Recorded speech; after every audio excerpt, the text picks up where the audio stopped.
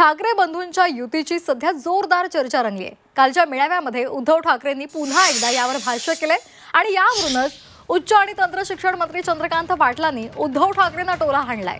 मनसेची युती केल्यास ठाकरेंच्या थोड्या जागा येतील असा टोला त्यांनी लगावलेला आहे। तर दोन भाऊ एकत्र येऊ नये म्हणून भाजपाची फडफड सुरू आहे असा पलटवार संजय राऊतांनी केलाय। जर मनसेवर युती केली तर थोड्या तरी जागा येतील, अदरवाईज मी सांगितलं ना 75 कालची फिगर 75 आहे। 75-92 पैकी सिटिंग नगरसेवक उद्धवजींचे एकनाथजींकडे गेले। अजून 4 महिने आहेत, 92 पैकी 93 जातल्याचं दिसतंय। त्यामुळे आता त्यांना एकच आशा आहे, त्यांनी शरद पवारांना बरोबर घेऊन पाहिलं, त्यांनी काँग्रेसला बरोबर घेऊन पाहिलं, काय जमलं नाही।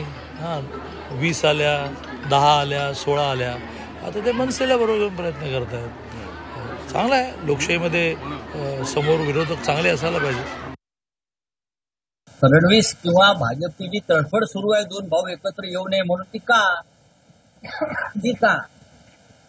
चंद्रकांत पाटील किंवा देवेंद्र फडणवीस यांनी आतापर्यंत राज ठाकरे यांची मदत घेतलेली आहे त्यांच्या राजकारणासाठी।